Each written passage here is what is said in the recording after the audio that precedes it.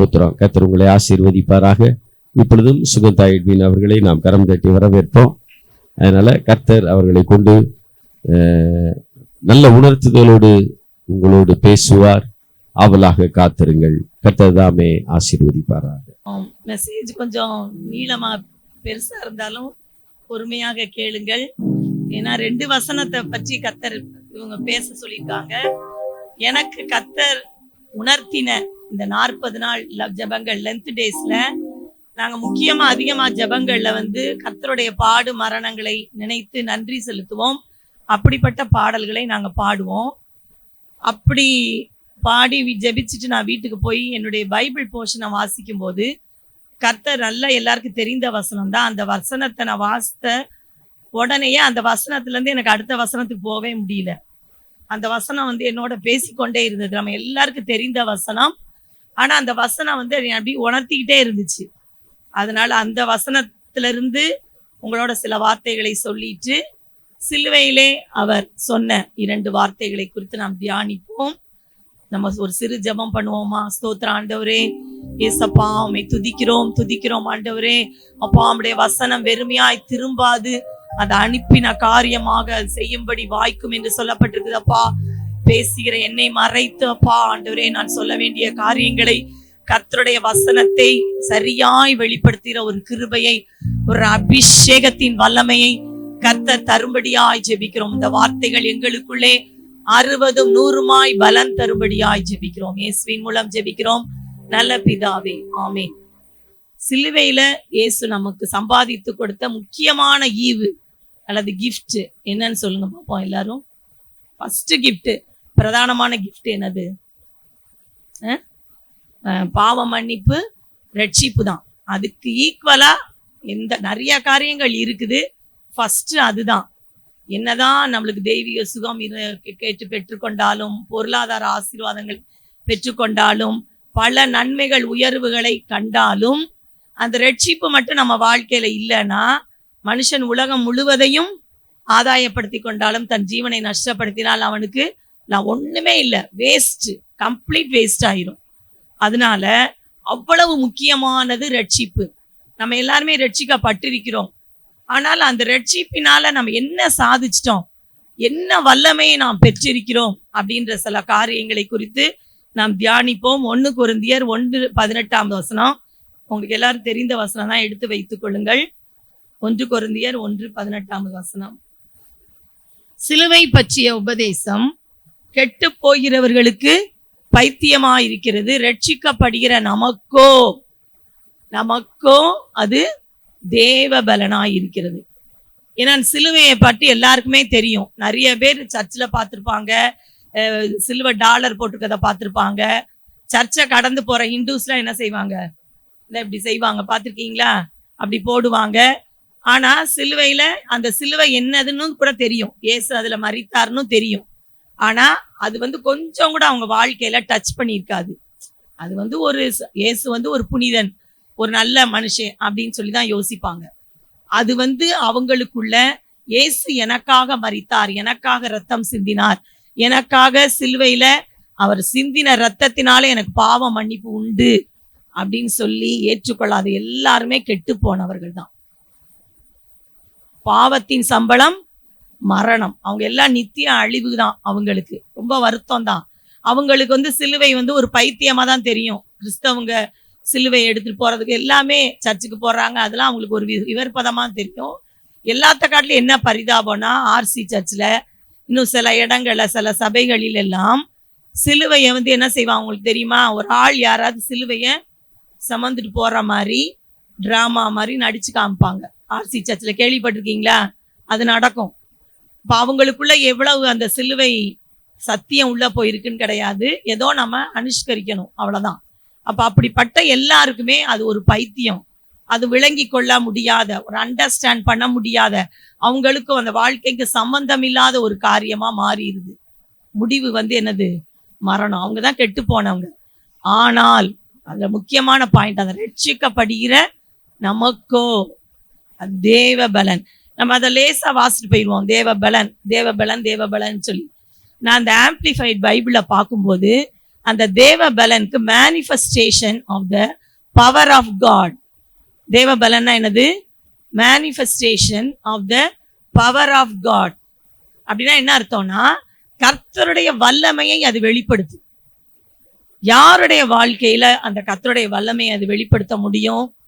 ரட்சிக்கப்பட்டவர்களுடைய வாழ்க்கையில அது எப்படி தேவ பலனா அது வெளிப்படும்? அவருடைய அந்த செயலின் தோற்றம், அந்த செயலால் அவர் சம்பாதித்த காரியங்கள் வெளிப்படும்.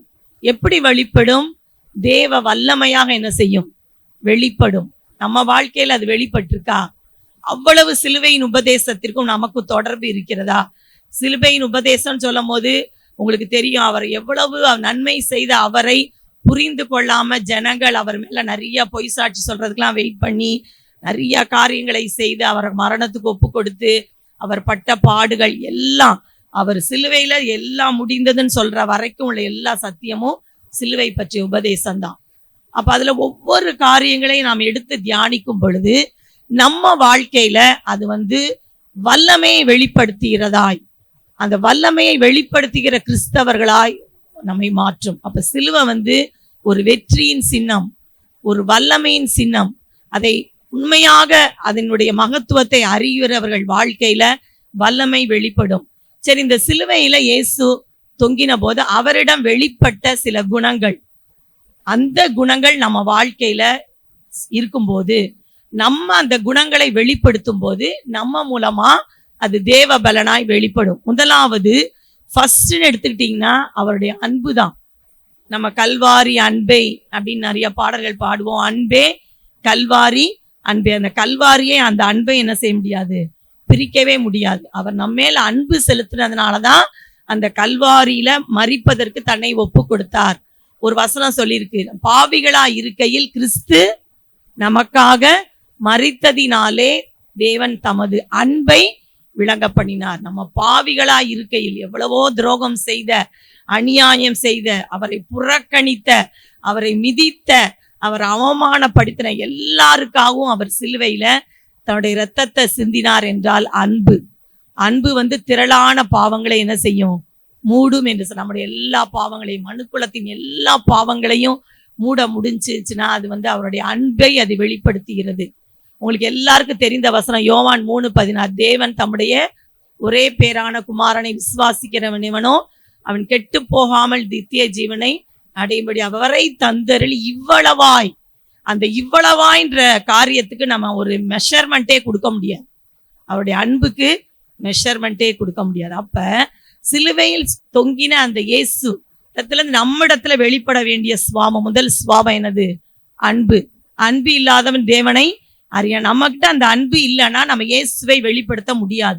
அவருடைய வல்லமை நம்மளுக்குள்ள, நம்ம ஒருவேளை ரட்சிக்கப்பட்டிருக்கலாம், அந்த வல்லமை நம்ம இடத்துல வெளிப்பட முடியாது. ஸ்பீடா போயிடுறேன். ரெண்டாவது அவருடைய கீழ்ப்படிதலும் தாழ்மை. அவருடைய கீழ்ப்படிதலும் தாழ்மை, இது ரெண்டு ஒரே வசனத்துல இருக்கு. பிலிப்பியர் 2:8, சிலுவையில் மரண பரியந்தம் கீழ்ப்படிந்தவராகி தம்மை தாம் தாழ்த்தினார். இயேசுனுடைய வாழ்க்கை முழுசுமே நீங்க பாத்தீங்கன்னா அவர் எல்லாத்துலயுமே தாழ்மையாதான் அவர் செயல்பட்டிருப்பார். நன்மை செய்கிறவராக என்ன செஞ்சார்? சுற்றி திரிந்தார். கொஞ்சம் கூட தன்னைய பெருமைப்படுத்தணும், தன்னைய போஸ்ட் பண்ணணும்ன்ற நினைப்பே கிடையாது. நிறைய அற்புதங்களை செய்த போது கூட இதை யார்ட்டையும் சொல்லாதீங்க அப்படின்னு தான் சொன்னார். கடைசியாக சீஷருடைய கால்களை என்ன செய்தாரு? கழுவினார். அவருடைய தாழ்மைக்கு ஈடாக நம்ம எதையுமே சொல்ல முடியாது. மரண பரியந்தம் பிதா அவர் சிலுவை மரணத்தை ஏற்றுக்கொள்ளணும்ன்றதா கர்த்தருடைய சித்தம். ஆனாலும் மனுஷனா இருந்தனால அதனுடைய கொடூரம், ஏன்னா இருக்கிறதுலே கொடூரமான மரணம் எது? சிலுவை மரணம். அதனால ரொம்ப பயம் இருந்துச்சு. ஆனாலும் கடைசி வரைக்கும் பிதாவின் சித்தத்தை நிறைவேற்றணும்னு சொல்லி அவர் சொன்ன எல்லா காரியங்களுக்கு 100% என்ன செஞ்சாரு? கீழ்ப்படிந்தார். கடைசியா ஒரு வார்த்தை சொல்றாரு, இந்த பாத்திரம் என்னை விட்டு நீங்க கூடுமானால், ஆனாலும் முடிசித்த. அது எதை குறிக்குதுன்னா கீழ்ப்படிதல். நம்ம வாழ்க்கையில முக்கியமா இருக்க வேண்டிய காரியங்கள் தாழ்மைக்கு கீழ்ப்படிதலுக்கு என்னைக்குமே ஒரு லிங்க் இருக்கும். யாரெல்லாம் தங்களை தாழ்த்துறாங்களோ அவங்க கர்த்தருக்கு என்ன செய்வாங்க? கீழ்ப்படிவாங்க. நம்மகிட்ட நான் சுயம், அந்த ஈகோ இருந்துச்சுனாலே கீழ்ப்படிதல் என்ன செய்யாது? வராது. நம்ம வேதத்தை வாசிக்கும் போதும் எந்தெந்த வசனங்களுக்கு ஏசப்பா நான் கீழ்ப்படியணும், பெரியவங்களுக்கு, நம்ம குடும்ப தலைவர்களுக்கு, இன்னும் பெரிய சின்ன பிள்ளைங்க பெற்றோருக்கு கீழ்ப்படியணும். அந்த குணங்களை நம்ம இந்த காரியத்தில் இயேசுவினிடம் இருந்து அறிந்து கொள்ளுகிறோம். அதனால பிலிப்பியர் 2 தாழ்மை, அவருடைய கீழ்ப்படிதல். அடுத்த காரியம் நீங்க பாத்தீங்கன்னா நிறைய காரியங்களை சொல்லலாம். அடுத்தது அவருடைய மன்னிப்பு. அவர் என்ன செஞ்சாரு உங்களுக்கு தெரியும். சிலுவையில அறையும் போது அந்த முதல் வசனத்தை குறித்து நான் திரும்பி விளக்கமா சொல்லுவேன். பிதாவே இவர்களுக்கு யாராலையும் இந்த வார்த்தையை சொல்ல முடியாது. இந்த உலகத்துல இந்த ஸ்டேட்மெண்ட்டை, இப்படிப்பட்ட கொடூரமான மரணத்தை கொடுத்த யாரையாவது பார்த்து இந்த வசனத்தை என்ன செய்ய முடியாது, சொல்லவே முடியாது. ஸ்டெயின்ஸ் அவங்க மனைவி சொன்னாங்க, அவங்க வந்து ஏசு கர்த்தருடைய பிள்ளையாக. நம்ம அந்த இடத்துல இருந்தா சொல்லியிருப்போமா? யோசித்து பார்க்கணும். ஆனா இயேசு வந்து தன்னை அடிச்ச, குட்டுன, துப்பின, புறக்கணித்த, இழிவாய் பேசின, அவர் சிலுவையில துடித்து கொண்டிருக்கும் பொழுது கூட இழிவாய் பேசினாங்க. ஒண்ணுமே குற்றம் செய்யாத அவரை நிறைய தீர்ப்பு சொல்லி சிலுவையில் அறையும் திரளான பேர் கத்தி அப்படி இது பண்ணி அவரை சிலுவையில், அப்பதான் அவர் சொல்றாரு, பிதாவே இவர்களுக்கு மன்னி. அப்ப அந்த மன்னிக்கும் சிந்தை நம்ம இடத்துல இருக்குதா? நம்மளை கர்த்தர் மன்னிச்சிருக்கிறாரே, நம்ம எல்லாரையும் மன்னிச்சிருக்கோமான்னு சொல்லி நம்ம இந்த நாட்கள்ல செக் பண்ணி பார்ப்போம். அடுத்தது அவருடைய தியாகம். அவர் விலையேற பெற்ற ரத்தத்தை நமக்காக கிரயமாக தியாகம் என்று சொல்லும் போது அவருடைய தியாகத்துக்கு ஈடா நம்ம எதையுமே சொல்ல முடியாது. அப்ப நம்ம வாழ்க்கையிலையும் சிலுவையினாலே, நம்ம சிலுவையை பின்பற்றி இயேசுவை போகணும்னாலுமே நம்ம வாழ்க்கையில தியாகம் இல்லைன்னா நீங்க சிலுவையை பின்பற்றி என்ன பண்ண முடியாது, போக முடியாது. நம்ம என்ன தியாகம் கர்த்தர் செய்ய சொல்றாரு? நமக்கு கொடுத்த திறமைகளை, நமக்கு கொடுத்த நேரத்தை, நமக்கு கொடுத்த காரியங்களை கர்த்தருக்கென்று செலவழிக்கணும். கர்த்தருக்கு முதலிடம் கொடுக்கணும். ஒரு அனௌன்ஸ்மெண்ட் சொல்றாங்களா பிரேயர்னு, மற்ற ஒரு ஃபங்க்ஷன் இருந்தாலும் அதை விட்டுட்டு நீ தியாகமா கர்த்தருடைய சமூகத்துக்கு வர்றோமா? கர்த்தர் அதை பார்த்துட்டே இருப்பார். நம்ம எல்லாமே அக்கௌண்டபிள் டு காட். நம்ம எவ்வளவு தியாகம் செய்யறோம் அவருடைய புஸ்தகத்துல இருக்குது. நம்முடைய அலைச்சல்கள், நம்முடைய கண்ணீர். இந்த 40 நாள் ஜெபத்துக்கு ரொம்ப பலசாலிகளா வந்தாங்க நான் சொல்லவே மாட்டேன். முடியாதவங்க, கால் முட்டு வலி இருக்கவங்க எல்லாரும் தியாகத்தோடு வந்தாங்க. நம்ம வாழ்க்கையில அந்த தியாகம் கண்டிப்பா கர்த்தர் வந்து தியாகத்தோடு தான் அவ்வளவு பாடுகளை ஏற்றுக்கொண்டு அவர் வந்து சிலுவையில மரித்தார். அதனால அவருடைய தியாகம், அவர் ரத்தத்தை, விலை மதிக்கப்பட முடியாத ரத்தத்தை நமக்காக கிரயம் செலுத்தினார். நம்ம என்ன கிரயம் செலுத்தியிருக்கோம்? கர்த்தருக்காக. நமக்காக கிரயம் செலுத்தின கர்த்தருக்கு நம்ம என்ன? இந்த நாளிலிருந்து ஒரு தீர்மானம் எடுங்க, நான் கிரயம் செலுத்தணும். எளிதா கிறிஸ்தவ வாழ்க்கையை வாழ்ந்துட்டு போயிடக்கூடாது. நான் நல்லா இருக்கேன், என் குடும்பம் நல்லா இருக்கேன், என் குடும்பத்துக்காக நம்ம காரியங்களுக்காக ஜெபிப்பதை காட்டிலும் அடுத்தவங்களுக்காக, தேசத்துக்காக ஜெபிக்கிற இது வந்து கூட இருக்கணும். அதுதான் கிரைய தியாகம். அதுக்கப்புறம் அவரிடத்துல நம்ம பொறுமையை கற்றுக்கொள்ளிருவோம். உங்களுக்கு தெரியும், ஒரு வசனத்துல சொல்லி இருக்குது, அவர் வந்து சிலுவையில அவரை வந்து அறையும் பொழுது அவர் அவங்ககிட்ட பேசும்போது அவங்க பதில் ஒண்ணுமே என்ன செய்யல, அவர் பேசவே இல்லை. அவரை சிலுவையில அறைவதற்கு முன்பாக அவரை அடிக்கும் போது அவர் திரும்பி ஏதாவது பேசினாரா? பேசவே இல்லை. பதில் வையலன்னு போட்டிருக்கு. அவருடைய வாயில் வஞ்சனை காணப்படவில்லை. ஒரு வார்த்தை கூட அவர் எதிர்த்து கோபமா பேசவில்லை. பொறுமையின் ஒரு சிகரம். நம்மளாலெல்லாம் அவ்வளவு, அது யோபின் சோதனை மாதிரி எனக்கு வந்தாதான் அவங்களுக்கு தெரியும்னு சொல்லுவாங்க. இயேசுவை நீங்க எடுத்துக்கோங்க. எவ்வளவு பொறுமையாக ஒரு வார்த்தை அவரை பேச சொல்லி அவங்க எழுப்பி, நீ பேசும், நீ ஜீவன தேவனா, நீ யூத ராஜாவா, பேசுங்க பேசுங்கன்னு சொல்றாங்க. ஆனா அவர் ரொம்ப கம்பல் பண்ணி பேசின பிறகுதான் அதை சொன்னாரு. சொன்னதுக்கும் கோவப்பட்டாங்க. அதுக்கப்புறம் அவர் அதிகமா பேசவே இல்லை.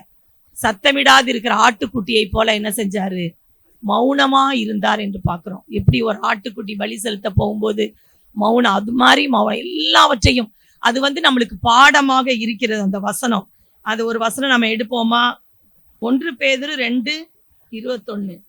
அது முன்னால வசனத்தை பார்த்தீங்கன்னா பாடுபடுகிறத பற்றி கொடுத்துக்கு, பொறுமையை பற்றி கொடுத்துக்கு. பொறுமையாக எல்லாவற்றையும் சகித்தால் தேவனுக்கு முன்பாக பிரீதியா இருக்கும். நம்ம வாழ்க்கையில அவர் பொறுமையாக அந்த பாடுகளை எல்லாம் சகித்தார். அவரோடு கூட நாம் பாடுகளை சகித்தோமானால் அவரோடு கூட ஆளுகை செய்வோம். பாடு இல்லாத வாழ்க்கை கிடையவே கிடையாது. சரியா? கர்த்தரை நெருங்க நெருங்க, கர்த்தருக்காக சில காரியங்களை செய்ய தீர்மானம் எடுக்க சில பாடுகள் வரும். இந்த 40 நாள் ப்ரேயர் நடத்தணும்னு சொல்லி எஃபர்ட் எடுத்து ப்ரேயர் ஃபிக்ஸ் பண்ணி கொஞ்ச நாட்களையே எனக்கு பயங்கர ஒரு போராட்டம்.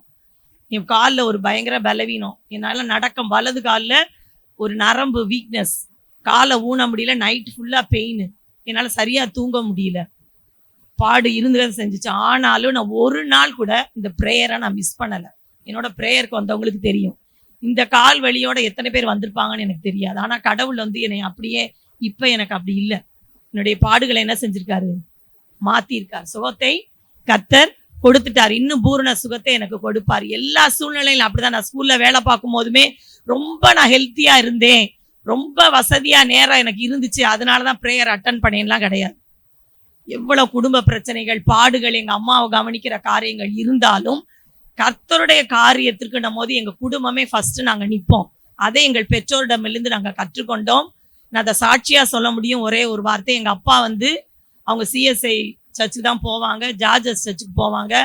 ஒரு நாள் சர்ச்சுக்கு கிளம்புறதுக்கு ரொம்ப கரெக்ட் டைமுக்கு போயிடுவாங்க. கிளம்புறதுக்கு முன்னால் அவங்களுக்கு ஒரு ஸ்ட்ரோக் மாதிரி, எங்களுக்கு தெரியுது ஸ்ட்ரோக்குன்னு சொல்லி, ஒரு பக்கம் அப்படியே செயல் இழந்து அப்படியே விழுந்துட்டாங்க.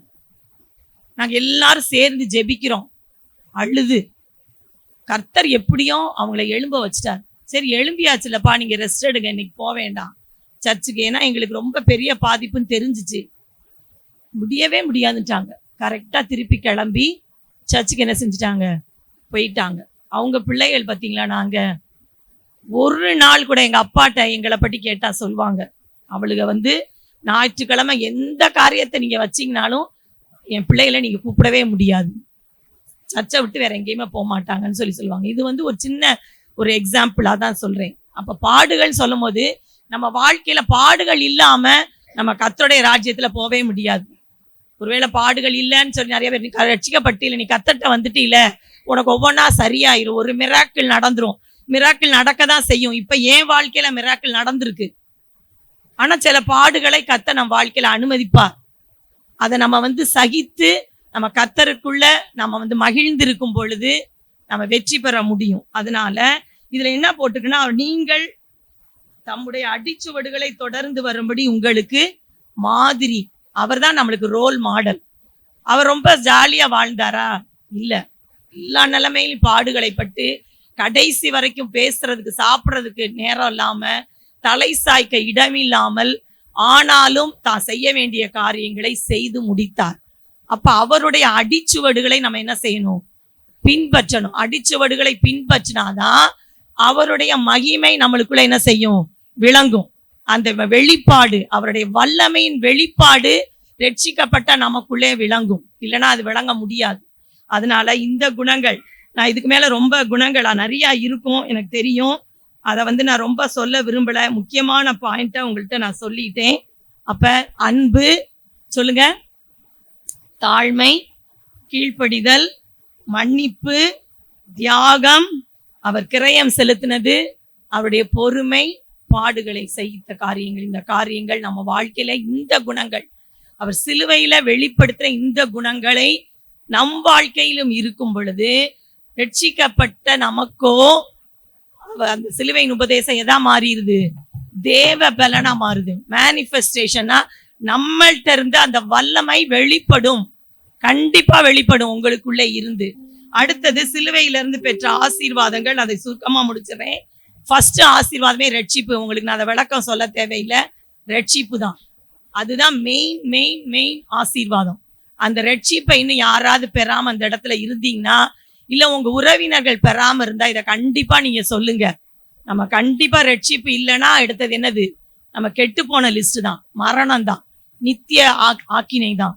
அதனால இயேசு எனக்காக சிலுவையில மரித்து ரத்தம் சிந்தி, அவருடைய ரத்தத்தினாலே நான் பாவங்களை கழுவி என்னை பரிசுத்தமாக்கும் என்று சொல்லி யாரெல்லாம் விசுவாசித்து அறிக்கையிட்டு அவரை ஏற்றுக்கொள்கிறோமோ ரட்சிப்பு. ரெண்டாவது தெய்வீக சுகம். அவர் சிலுவையில நம்முடைய பாவங்களை மட்டும் சுமந்து தீர்க்கல, எதையும் சுமந்து தீர்த்தார், நோய்களையும் சுமந்து தீர்த்தார். அவருடைய தழும்புகளாலே நாம் குணமாகிறோம். ஒரு இடத்துல குணமானோம் என்று போட்டிருக்கு. அப்ப நம்ம குணமாகிறோம். நீங்க நினைக்கலாம், நான் ஜோம் பண்ணவனும் எனக்கு சில நேரம் சுகம் கிடைக்கலையேன்னு சொல்லி. சில நேரம் மருத்துவர்கள் உதவியை நம்ம நாடுற சூழ்நிலைகள் இருக்கலாம்.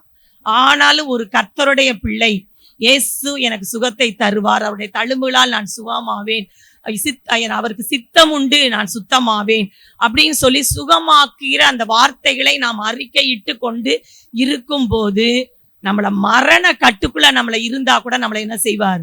விடுவிப்பார். அதற்கு எத்தனையோ சாட்சிகள் நம்ம சபையில இருக்குது. அப்ப சுகம் அளிக்கிற அவருடைய ஆசீர்வாதம். அடுத்தது நீங்க பாத்தீங்கன்னா அவருடைய நித்திய ஜீவன் முக்கியமானது. புதிதும் ஜீவனுமான மார்க்கத்தை உண்டு பண்ணினார். அவர் மட்டும் சிலுவையில மறிக்கலைன்னா நம்மளுக்கு நித்திய வாழ்வு உண்டா? நம்ம மோட்சத்துக்கு போக முடியுமா? பிதா வண்டையில யாருமே என்ன செய்ய முடியாது, போகவே முடியாது. ஏன்னா பாவத்தின் சம்பளம் மரணம். நம்ம செய்த காரியங்கள் கண்டிப்பா மரணம் தான் தீர்ப்பு. ஆனா அந்த தீர்ப்பை குலைத்து நித்திய ஜீவனை நமக்கு தரும்படி இவ்வளவாய் உலகத்தில் அன்பு கூர்ந்தார். அப்ப நித்திய நமக்குன்னு சொல்லி ஒரு நித்திய வாழ்வு இருக்குது. அது ஒரு மேலான ஒரு பாக்கியம். நீங்க அதை நினைச்சுக்கிட்டே இருந்தாலே இந்த உலகத்தின் பாடுகளை உங்களுக்கு ஒரு பெருசாவே தெரியாது. அதனால நம்ம எல்லாருக்கும் சிலுவையிலே அவர் சம்பாதித்து கொடுத்த காரியம் என்னது? நித்திய ஜீவனுக்குள்ளே நாம் பிரவேசிக்கும்படி தைரியமாய் பிதாவண்டை நம்ம மறிக்கிறோமோ இல்லைன்னா அவருடைய வருகை வருகிறதோ நம்ம அந்த நித்திய ராஜ்யத்திற்குள்ளே பிரவேசிக்கும் ஒரு ஆசீர்வாதம் சிலுவையினாலே நமக்கு கிடைத்திருக்கிறது. அடுத்தது நம்முடைய சாபத்தை என்ன செய்திருக்கிற ஆசீர்வாதமாக மாற்றுக. எல்லாருக்கும் தெரியும் இந்த வசனம் சொல்லுவோமா? மரத்திலே தூக்கப்பட்ட எவனும் சபிக்கப்பட்டவன் என்று எழுதியிருக்கிறபடி கிறிஸ்து நமக்காக சாபமானார். அப்ப நம்ம சாபத்தை எல்லாம் அவர் சிலுவையில என்ன செஞ்சிட்டாரு? போக்கிட்டார். யாருமே பரம்பரையா எந்த சாபமாவது என்னை அணுகுதோ அதனாலதான் நான் இப்படி கஷ்டப்படுறோன்னு நீங்க நினைக்கவே கூடாது. நீங்க எவ்வளவுக்கு எவ்வளவு விசுவாசமா நான் ரட்சிக்கப்பட்ட பிள்ளை, கர்த்தருடைய பிள்ளை, எந்த சாபமும் என்னை அணுக முடியாது. நம்ம இன்னைக்கு பாடலையும் இயேசுவின் ரத்தம் என்னை என்ன செஞ்சிருக்குது? மூடி இருக்குது. என்னை என் தலை, என் கண், கால், எனக்கு பிடிச்ச ரொம்ப பிடித்தமான இந்த பாடல். நாங்க அடிக்கடி இந்த லென்த் டேஸ்ல இந்த பாட்டை பாடுவோம். ரத்தம் மூடும், என்னை மூடணும்னு சொல்லி நீங்க சொன்னீங்கன்னா எந்த சாபமும் என்ன செய்ய முடியாது. முன்னோர்களுடைய சாபமும் நம்ம நெருங்க. யாருமே இனிமே அதை யோசிக்காதீங்க. எந்த சாபமும் உங்களை மேற்கொள்ள முடியாது. இந்த வசனத்தின்படி அவர் சிலுவையில இந்த ஆசீர்வாதத்தை நமக்காக சம்பாதித்து கொடுத்திருக்கிறார். அதுக்கப்புறம் உங்களுக்கு தெரியும், கொலோசையர் எடுங்க எல்லாரும், 2:14-15 எடுங்க. நமக்கு எதிரடையாகன்னு போட்டிருக்கு. நமக்குன்னா யாருக்கு? இங்க இருக்கிற கர்த்தருடைய பிள்ளைகள் ஒவ்வொருவருக்கும் எதிரடையா பிசாசு நிறைய திட்டங்களை வச்சிருப்பான். அவனுடைய திட்டம் என்னன்னா, நீங்க மோட்சத்துக்கு என்ன செய்யக்கூடாது? போகக்கூடாது. ஆத்துமாக்களை நீங்க ஆதாயம் பண்ணக்கூடாது. நீங்க சும்மா ஏதோ ஒரு வாழ்க்கை வாழணும்.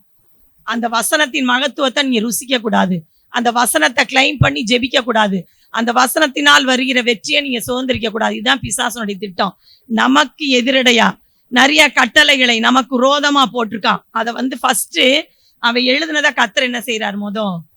குலைத்து போடுகிறார்னு போட்டு எவ்வளவு அழகான வசனம் பார்த்தீங்கன்னா, குலைத்து சிலுவையின் மேல் அதை நடுவில் இராதபடி எடுத்து சிலுவையின் மேல் ஆணி அடித்து துரைத்தனங்களையும் அதிகாரங்களையும் ஏன்னா நமக்கு விரோதமாக, நமக்கு மாம்சத்தோடும் இரத்தத்தோடும் அல்ல, துரைத்தனங்களோடும் வானமண்டலத்தின் பொல்லாத ஆவிகளின் சேனைகளோடு நம்மளுக்கு என்ன உண்டு? போராட்டம். கர்த்தருடைய பிள்ளைகளுக்கு தான் ரொம்ப போராட்டம் உண்டு. அதை சொல்லிடுறேன். இல்ல துரைத்தனங்கள் எல்லா அதிகாரங்களும் நமக்கு விரோதமாக இருக்கும். ஆனா சிலுவையில அவர் என்ன செஞ்சிட்டாரு? வெற்றி சிறந்தார். இந்த வார்த்தையை நம்ம அறிக்கையிட்டுக்கிட்டே இருந்தோம்னா நம்ம வாழ்க்கையில பிசாசு நம்மை மேற்கொள்ள முடியாது.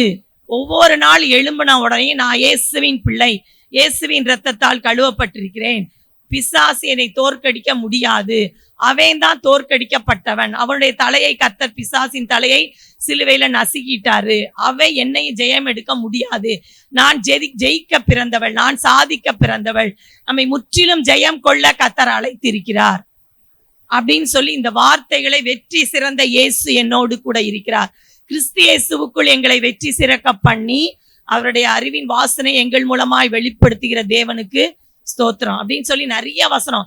கிறிஸ்து இயேசுவுக்குள் எங்களை என்ன பண்ணுவார்? வெற்றி சிறக்க பண்ணுவார். சொல்லுங்க எல்லாரும், எங்களை வெற்றி சிறக்க. ஏன்னா அவர் என்ன செஞ்சிருக்கார்? சிலுவையில வெற்றி சிறந்துட்டார். அப்ப நம்மளுக்கு நிறைய இந்த கர்த்தருடைய மகத்துவங்களை நம்ம அறியாம இருக்கிறனாலதான் அந்த சிலுவையின் உபதேசம் நம்ம வாழ்க்கையில பலனா கிரியை செய்யாம இருக்கிறது. அதனால இந்த ஆசீர்வாதம். அடுத்தது முக்கியமா என்ன, நம்மை ஐஸ்வர்யமானாக்கும்படி அவர் என்ன செஞ்சாரு? தரித்திரர் ஆனா எனக்கு நான் வசனம் எடுக்க டைம் இல்லை.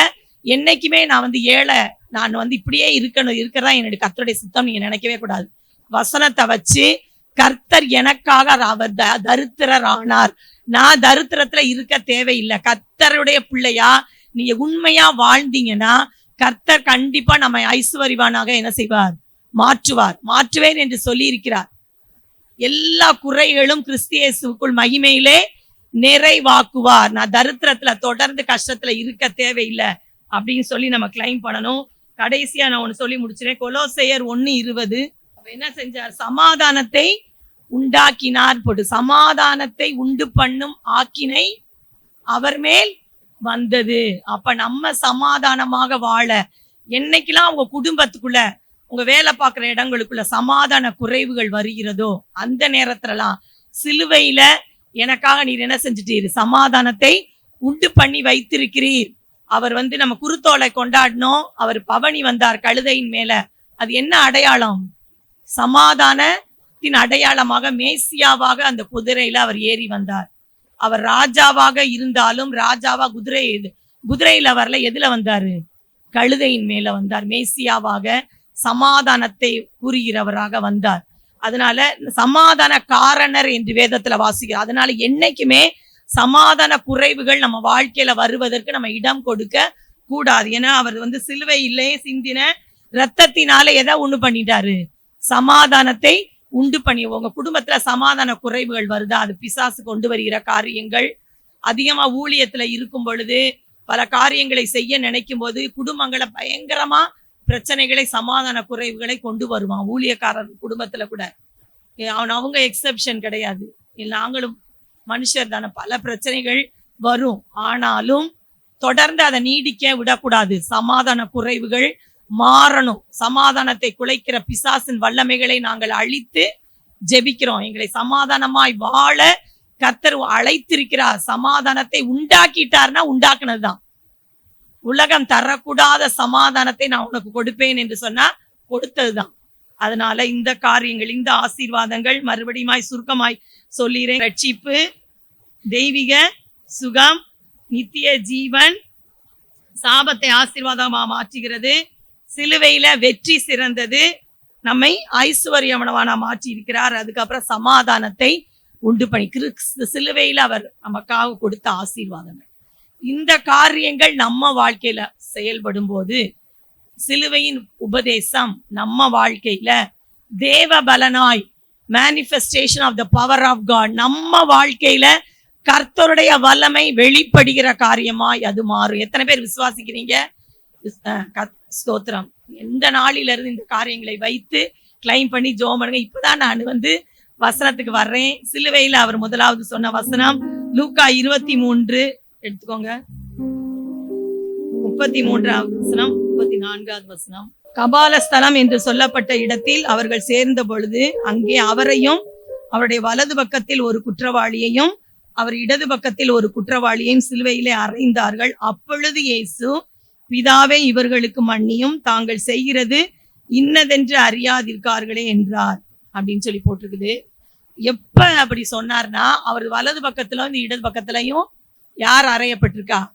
கள்ளர்கள். ஏற்கனவே அவர் வந்து ரொம்ப வேதனையில, அப்படி ரண வேதனையில அந்த சிலுவையில தொங்கி கொண்டிருக்கிறார். திரும்பி பார்த்தா ரெண்டு பக்கமும் யாரு?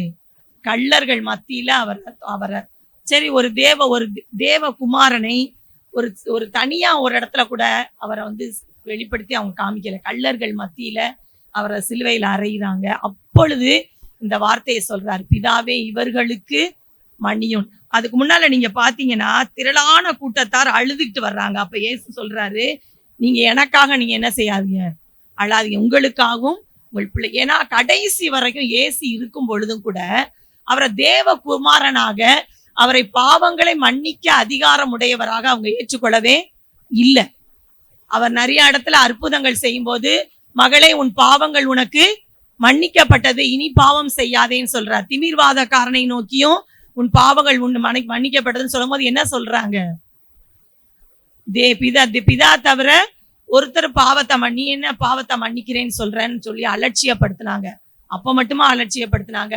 கடைசி அவரை சிலுவையில அவரை வந்து மரண தீர்ப்பு அவருக்கு ஒப்பு கொடுத்து, குற்றம் செய்யாத அவரை மரண தீர்ப்புக்கு ஒப்பு கொடுத்து அவரை சிலுவையில் அப்படிப்பட்டவங்களை பார்த்து பிதாவே இவர்களுக்கு மன்னியும். அப்ப மன்னிக்கிறதுல ஒரு எக்ஸப்ஷனலா வள்ளல், அவருக்கு ஈடா யாருமே கிடையாது. மன்னிக்கிறதுல அவருக்கு ஈடா யாருமே கிடையாது. ஏசாயா 59:2 நமது அக்கிரமம் தேவனுக்கு நடுவாக பிரிவினை உண்டாக்குகிறது, நமது பாவம் அவர் நமக்கு செவி கொடாதபடி அவருடைய முகத்தை நமக்கு மறைக்கிறதுன்னு போட்டிருக்கு. அப்ப பிதாவண்டையில நம்ம போகவே முடியாது, நெருங்கவே முடியாது. நம்ம செய்யற பாவம் அவருடைய முகத்தை என்ன செஞ்சிருது? மறைச்சிருது. அந்த இடத்துக்கு அவர் சிலுவையில வந்து நம்முடைய இந்த ஜனத்தினுடைய பாவங்கள் எல்லாம் அவர் மேல விழுந்ததுனால அப்படி அகோரமாக அவர் அந்த சிலுவையில தொங்கும் பொழுது கூட பிதாவே இவர்களுக்கு மன்னி, ஏன்னா அப்படி மன்னிப்பதிலே அவர் வள்ளல். இன்னும் ஒரு வசனம் வாசிப்போம். வசனம் எழுதி வச்சிருக்கேன். என்ன வசனம்னா, நமது அக்கிரமத்தை பொறுத்து மீறுதல்களை மன்னிக்கிற தேவரீருக்கு ஒப்பான தேவன் யார்? அக்கிரமத்தை பொறுத்து மீறுதல்களை மன்னிக்கிற தேவரீருக்கு ஒப்பான தேவன் யார்? அப்ப மன்னிக்கிறதுல கர்த்தருக்கு ஒப்பான தேவன் யாருமே கிடையாது. அப்ப நம்முடைய பாவங்களை வந்து அவர் மன்னிக்கிறவர். ஒருவேளை நம்ம ரட்சிக்கப்பட்ட பிறகு சில காரியங்கள்ல நம்ம பலவீனமா நம்ம ஏதாவது ஒரு காரியத்தை செய்தாலும் உடனே கர்த்தரிடத்துல என்ன செய்யணும்? மன்னிப்பு கேட்டணும். அவர் மன்னிக்கிறதுலே வள்ளல். அதுக்காக லைசன்ஸ் அவர் கொடுக்கல. நம்ம பரிசுத்த வாழ்க்கை, பரிசுத்தத்தின் மேல் பரிசுத்தம் அடைஞ்சுக்கிட்டே இருக்கணும். வசனத்தை வாசித்து அதிகமாய் கர்த்தர் அண்டையில நெருங்கிக்கிட்டே இருக்கும் போது பாவம் நம்மை மேற்கொள்ளாது. அப்படி இருந்தும் சில நேரத்துல சில பாவங்களை நாம் செய்தாலும் நம்முடைய பாவங்களை அவர் மன்னிப்பதிலே அவர் எப்படி இருக்காரு? வள்ளலா இருக்காரு. அவர் வந்து இந்த வார்த்தைய தான் வந்து இந்த ஜனங்க, ஏன்னா திரளான கூட்டத்தார் அப்ப இருந்தாங்க, இவங்க எல்லாரும் தான் வந்து பாவத்தை மன்னிக்கிறவர் அப்படின்னு ஒரு பெருமையா நினைக்கணும்ன்றதுக்காக இந்த வார்த்தையை சொல்லல. இவங்க பாவத்தை நான் மன்னிக்கிறேன் அப்படின்னு சொல்லி எல்லாரும் தெரிஞ்சுக்கிடட்டும் அப்படின்றதுக்காக இந்த வார்த்தையை சொல்லல. உண்மையான மனதோடு உத்தம மனித குமாரனாகிய இயேசு வந்து நம்ம செய்த பாவங்கள், அவங்க செய்த பாவங்கள், நாம் செய்த பாவங்கள் எல்லாவற்றையும் மன்னிக்கும்படியாக தான் இந்த வார்த்தையை சொன்னாரு. பைபிள்ல ஒரு வசனம் இருக்கு, நாம் எல்லாரும் பாவம் செய்து தேவ மகிமையை நம்ம இழந்துட்டோம். அதனால அந்த தேவ மகிமையை நமக்கு திரும்ப கொடுக்கும்படியாய் நம்முடைய பாவங்களை மன்னிக்கிறார். பவுல் ஒரு இடத்துல சொல்றாரு, நான் விரும்பினதை செய்யாமல் நான் வெறுக்கிறதையே செய்கிறேன், எனக்குள் இருக்கிற பாவமே அப்படி செய்ய வைக்கிறது. அப்ப நமக்குள்ள ஒரு பாவ சுவாபங்கள், ஒரு பாவ இயல்புகள் இருக்குது. பாவ பிரமாணம்னு சொல்லி அந்த ரோமர்ல போட்டிருக்குது. அப்ப அவர் சொல்றாரு, நிர்பந்தமான மனுஷன் நான், இந்த மரண சரீரத்திலிருந்து யார் என்னை விடுவிப்பான்னு சொன்னது யாரு? பவுல். எவ்வளவு பெரிய அப்போஸ்தலன் தானே, அவரே அந்த வார்த்தைகளை சொல்றார். அப்ப நம்ம வாழ்க்கையிலையும் அந்த மன்னிக்கிற இயேசுனுடைய அந்த இரக்க குணங்களை நம்ம நாடி, நம்ம ஏதாவது ஒரு காரியத்தினால உடனே சோர்ந்து போய் அப்படியே நான் இன்னைக்கு ஜெபம் பண்ண மாட்டேன், எனக்கு மனசு கஷ்டமா இருக்கு ஏதோ ஒரு காரியத்துல அப்படின்னு கிடையாது. உடனேயே கர்த்தரிடத்துல மன்னிப்பு கேட்டு நம்ம அவரிடத்துல அண்டி வரும் பொழுது அவர் நம்முடைய பாவங்களை அவர் நமக்கு மன்னிக்கிறவராக அவர் இருக்கிறார். அதுபோல இதோட முக்கியமான ஒரு காரியம், அவர் நமக்கு மன்னிச்சிட்டாரே, நம்மளும் என்ன செய்யணும்? மற்றவங்க செய்த பாவங்களை நம்ம மன்னிக்கணும். அதற்காக தான் அவர் அந்த வார்த்தைகளை சொல்லி நமக்கு சொன்னார். நமக்கு பாவம் செய்தவர்கள், நமக்கு விரோதம் செய்தவர்கள், நம்மை பகைத்தவர்கள் ஏதோ ஒரு அறியாம செஞ்சுட்டாங்க. ஏசாமி சொன்ன மாதிரியே நம்மளும் நினைக்கணும், ஏதோ ஒரு அறியாம செஞ்சுட்டாங்க. அவங்களுக்கு ஏசு அவங்ககிட்ட இல்ல, அவங்க ஏதோ ஒரு இக்கட்டுல, பிரச்சனையில, பிசாசின் சூழ்நிலையில, பிசாசினால் ஈர்க்கப்பட்டு இப்படி நமக்கு விரோதமா பேசிட்டாங்க நீங்க நினைச்சீங்கன்னா அவங்க பாவத்தை நம்ம என்ன செஞ்சிருவோம்? மன்னிச்சிருவோம். அப்படி நம்ம நினைக்கணும். நமக்கு தீமை செய்தவங்களை அப்படி நம்ம நினைத்து நம்ம வந்து நம்ம அப்படி மன்னிக்கும் போதுதான் நம்ம இயேசுவோடு சிலுவையில அறையப்பட்டு உயிர்த்து புது சிருஷ்டியாக மாறி நம்முடைய சிலுவை எடுத்துக்கொண்டு நம்ம என்ன செய்ய முடியும்? வாழ முடியும். அதனால இயேசு கற்றுக் கொடுத்த ஜெபத்துல கூட, எங்களுக்கு விரோதமாக பாவம் செய்தவர்களை நாங்கள் மன்னித்தது போல எங்கள் குற்றங்களை எங்களுக்கு மன்னியும். பிதா இயேசுவே அந்த ஜெபத்தை ஏன் சொல்லி கொடுத்திருக்கிறாரு? மனுஷன் வந்து இப்படி மன்னிக்க மாட்டான்னு அவருக்கு தெரிஞ்சிருக்கு. ஆனா மன்னிச்சாதான் நம்முடைய குற்றங்களை என்ன செய்வாரு? மன்னிப்பார். என்னைக்குமே பைபிள்ல நிபந்தனைகளுக்கு அப்புறம் தான் ஆசீர்வாதம். நம்ம மன்னிச்சோம்னா அவர் என்ன செய்வாரு? நம்முடைய பாவங்களை அவர் மன்னிப்பார். அடுத்து ஒரு வசனம், ஒருவர் மேல் குறைபாடு உண்டானால் கிறிஸ்து உங்களுக்கு மன்னித்தது போல ஒருவருக்கொருவர் மன்னியுங்கள். அப்ப இந்த வசனத்தை ஞாபகம் வச்சுக்கோங்க. கொலோசையர் 3:13 எடுக்க டைம் இல்ல. ஒருவர் மேல் குறைபாடு, யார் மேலேயாவது உங்களுக்கு குறை பகை இருந்துச்சுன்னா கிறிஸ்து நமக்கு மன்னித்தது போல நம்ம என்ன செய்யணும்? மன்னிக்கணும். அதுபோல மத்தேயு 18:35 அவனவன் தன் சகோதரன் செய்த தப்பிதங்களை மனப்பூர்வமாய் மன்னியாமற் போனால் என் பிதாவும் உங்களுக்கு அப்படியே செய்வார். நான் மன்னிச்சிட்டேன் நீ போ அப்படின்னு சொல்லிட்டு அப்படியே அந்த கோபத்தை வச்சுக்கிட்டே இருந்தோம்னா நம்ம என்ன செய்யல? மனப்பூர்வமா மன்னிக்கல. அப்ப கடவுள் நம்மளுக்கு மனப்பூர்வமா என்ன செய்ய மாட்டாரு? இறங்க மாட்டாரு. இறங்கும் ஆண்டவரே, எனக்கு இந்த காரியத்துக்கு தயவு செய்து இறங்குங்கப்பா, இறங்குங்கப்பா, இறங்குங்கப்பானாலும் நம்ம மனப்பூர்வமாய் மன்னிக்கலைன்னா அவரை இறங்க முடியாது, மன்னிக்க முடியாது. உன் சகோதரன்ட்ட ஒரு குறை நீ இருந்தா கூட காணிக்க கூட செலுத்தாதன்னு பைபிள்ல போட்டிருக்கு. அப்ப இன்னைக்கு ஒரு தீர்மானம் எடுப்போம். ஒருவேளை யார்கிட்டயாவது நீங்க ரொம்ப நாள் பேசாம இருந்தீங்கன்னா, முக்கியமா அது வந்து க்ளோஸ் ரிலேட்டிவ்ஸ், பிரதர்ஸ், சிஸ்டர்ஸ், கூட வேலை பார்க்குறவங்க தான் அந்த பகைகள் வரும். அதனால அப்படி இருந்தா நான் இன்னைக்கு அவங்கள்ட்ட போய் பேசிடுவேன், நான் மன்னிப்பு கேட்டுருவேன். எனக்கு அதுக்கு நீங்க கிருபை தாங்கன்னு நீங்க கடவுள்கிட்ட ஜெபம் பண்ணுங்க, கடவுள் உதவி செய்வார். நான் ஸ்கூல்ல வேலை பார்க்கும்போது நிறைய பிரச்சனை வரும். ஏன்னா பெரிய ஸ்கூலு, ஸ்ட்ரென்த் ஜாஸ்தி, கோயட் ஸ்கூலு, நிறைய சேலஞ்சஸை ப்ராப்ளமை ஃபேஸ் பண்ண வேண்டியது வரும். அப்போ வந்து ஒரு முக்கியமான பிரச்சனையில எனக்கு ரொம்ப குறைச்ச வயசு ஒரு பிள்ளைக்கும் கொஞ்சம் ஹீட்டட் ஆர்கியூமெண்ட்டா மாதிரி ஆயிடுச்சு. நான் சொன்னதை அவ தப்பா விளங்கி என்னை ரொம்ப ஒரு மாதிரி ரோதமா ரொம்ப பேசிட்டா. அந்த நாள் வரைக்கும் என்னை அப்படி யாருமே பேசினதில்லை. உடனே நான் வந்து விட்டுட்டேன், அமைதியா இருந்துட்டேன். அதுக்கப்புறம் என்னை பார்த்தா கூட என்னை பார்க்காம அப்படியே திரும்பி போயிட்டா. அன்னைக்கு ஃபுல்லா சாயங்காலம், இது காலையில நடந்துச்சு. எனக்கு வீட்டுக்கு போனா எனக்கு மனசு சரியில்லை, நான் ஏதோ பதட்டமா பேசிட்டேனோ. அவ எனக்கு மேல நிறையாவே பேசினா. ஏன்னா உங்களுக்கு வாலிப ரத்தம், ரொம்ப பேசினாங்க. அப்ப நைட் அன்னைக்கு ஜெபம் பண்ணிட்டு அடுத்த நாள் நான் போகும்போது, நான் வந்து என்னைக்குமே யார்கிட்டையுமே பேசாம என் வாழ்க்கையில 1 வருஷம் 2 வருஷம் 1 வாரம் அப்படி இருந்ததே கிடையாது. எங்க சிஸ்டர்ஸ்குள்ள நாங்க ஏதோ சண்டை ஆர்கியூமெண்ட் வரும், பேசிடுவோம், உடனே பேசிடுவோம். எங்க அம்மா வந்து அதுக்கெல்லாம் விடவே மாட்டாங்க, உடனே பேசிடுவோம். யாருமே யார்ட்டையும் பேசாம இருக்க மாட்டோம், எங்க ஈவன் ரிலேட்டிவ்ஸ்ட கூட.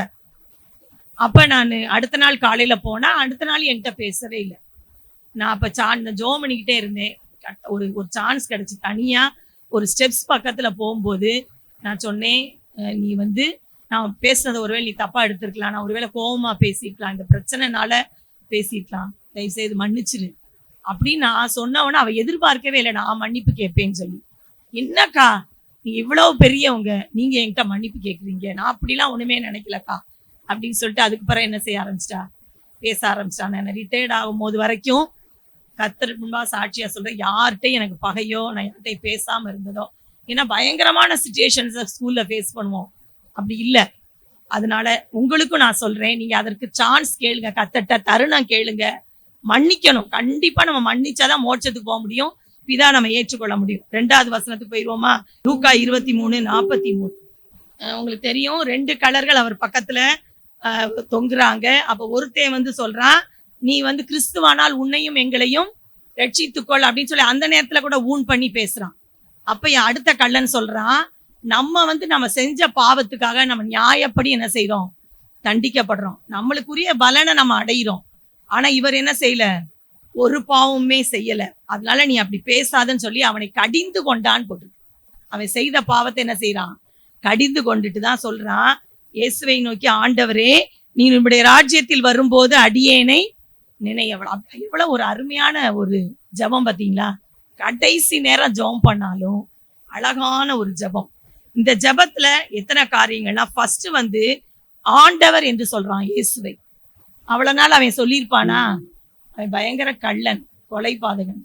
இயேசுவ அந்த கல்வாரி சிலுவையில பார்த்த உடனே ஆண்டவன் ஃபர்ஸ்ட் சொல்றான். அடுத்தது அவருக்கு பயப்படுற பயம் அவன்கிட்ட இருந்துச்சு. ஏன்னா அவன் தப்பா சொல்லிட்டான், அவன் சொல்லட்டும் அமைதியா இருக்கல, நீ அப்படி செய்யக்கூடாதுன்னு கண்டிக்கிறான்.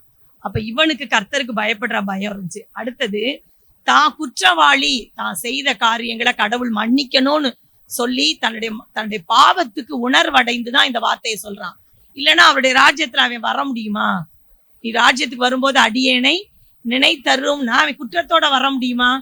வர முடியாது. அப்ப அவன் செய்த குற்றங்களை அவன் உணர்ந்துட்டான், அறிக்கை செய்திருப்பான் மனசுக்குள்ள.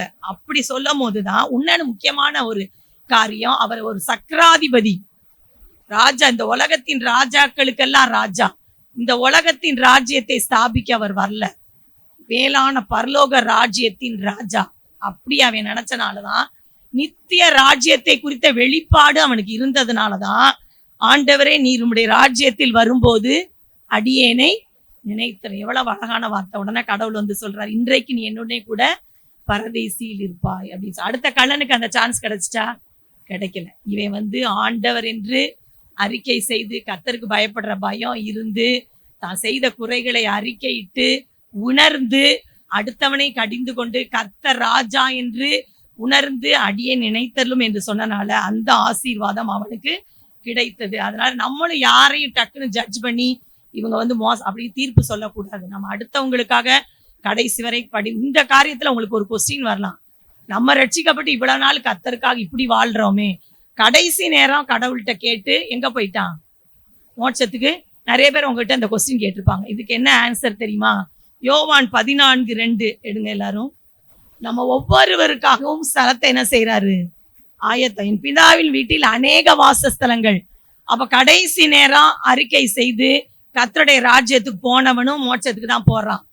கர்த்தருக்காக ரட்சிக்கப்பட்டு பல இந்து குடும்பத்துல இருந்து வர்றவங்க எல்லாம் பல காரியங்கள்ல பாடுகளை சகித்து, தியாகங்களை செய்து, அவமானங்களை ஏற்று, கர்த்தருக்காக பரிசுத்தமான வாழ்க்கையை காத்து கொண்டு நின்று ஆத்துமாக்களை ஆதாயம் பண்ணி, நம்ம ஆத்துமாக்களை ஆதாயம் பண்ணும்போது நம்மளோட கிரீடத்துல என்ன வைக்கப்படும்? முத்துக்கள் வைக்கப்படும் சொல்லுவாங்க. அப்ப வாசஸ்தலங்கள் என்று சொல்லப்பட்டிருக்கும் பொழுது நமக்குன்னு சொல்லி ஒரு விசேஷித்த வாசஸ்தலம் இருக்கும். ஒருவேளை புதிதாக ரட்சிக்கப்பட்டவங்களும் கர்த்தருடைய ராஜ்யத்துல வரலாம். ஆனா உங்களுக்கு அவனவனுக்குரிய பலன் கர்த்தர் போட்டிருக்கார். அவர் வந்து நீதியுள்ள தேவன். நான் அளிக்கும் பலன் என்னோடு கூட நம்ம செய்யற காரியங்களுக்கு ஞாபக புஸ்தகம் இருக்குது. அதனால நம்ம கர்த்தருக்காக அந்த கள்ளன் மோட்சத்துக்கு வந்திருக்கலாம், அதை பற்றி நீங்க வருத்தப்படாதீங்க. இவ்வளவு நீங்க இத்தனை நாள் கர்த்தருக்காக நீங்க உங்களுக்கு வந்து ஒரு விசேஷித்த வாசஸ்தலத்தை கர்த்தர் ஆயத்தப்படுத்தி இருக்கிறார். மகாரிஷின்னு ஒருத்தரை நீங்க கேள்விப்பட்டிருப்பீங்க. அவர் வந்து சொல்லி இருக்கிறாரு, அப்படி அவர் சொன்னாருன்னு சொல்லி சாது சுந்தர் சிங் அவருடைய புக்ல எழுதி இருக்கிறாரு. என்ன எழுதி இருக்கிறாருன்னு சொல்லி பார்த்தோம்னா, ஒவ்வொருத்தருக்கும் இந்த உலகத்துல வாழ்ற ஒவ்வொருத்தருக்கும் நித்தியத்துல வாசஸ்தலங்கள் அவங்கவுங்களுக்குரிய இடங்கள் உண்டு அப்படின்னு சொல்லி அவர் எழுதி. ஏன்னா அவங்களுக்குலாம் நிறைய கர்த்தர் நேரடியாக பேசி நிறைய காரியங்களை, அதனால கண்டிப்பா நமக்குரிய பலன் பரலோகத்துல உண்டு. அதனால கர்த்தர் வந்து அந்த பரலோக ராஜ்யத்துல சேர்க்கிற நம்ம போய் அவரோடு நித்தியமாய் வாழுகிற கிருபையை நமக்கு தருவாராக. இந்த வசனத்தின்படி வாழ கர்த்தர் கிருபை செய்வாராக. அந்த இதுக்கு ஒரே ஒரு பாடலை நம்ம சேர்ந்து பாடுவோம். இயேசுவை போல நம்ம மாறணும். இந்த காரியங்களை நீங்க கேட்டீங்க. இயேசுவுடைய சாயல் நம்மளே வெளிப்படணும்.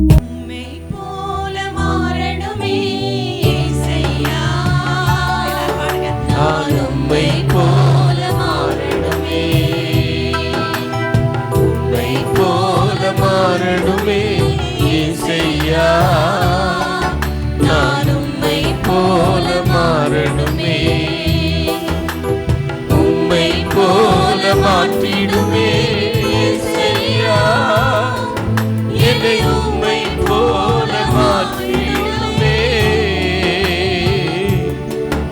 என்னை உம்மை போல மாற்றிடுமே.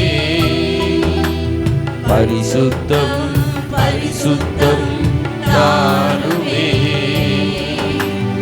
உம்மை போல பரிசுத்தம் தாருமே. பரிசுத்த ஆவியால் நிரப்பியே பரிசுத்த பாதையில் நடத்துமே. அன்புள்ள மனதுருக்கம் தாருமே, உம்மை போல அன்பாக மாற்றுமே.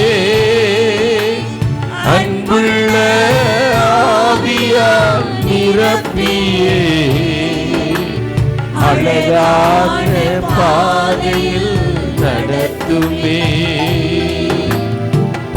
பரிசுத்தம் பரிசுத்தம் தாருமே.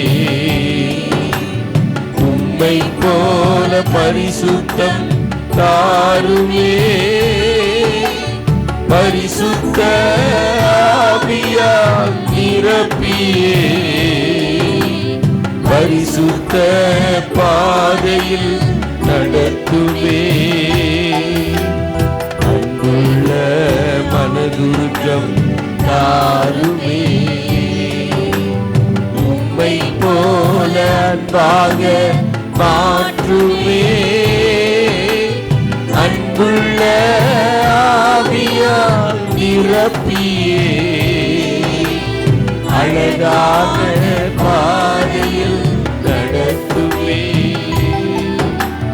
உம்மை போல மாறணுமே இயேசையா.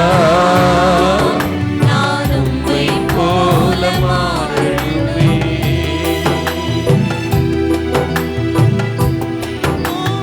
மாறணுமே இயேசையா. நான் உம்மை போல மாறணுமே.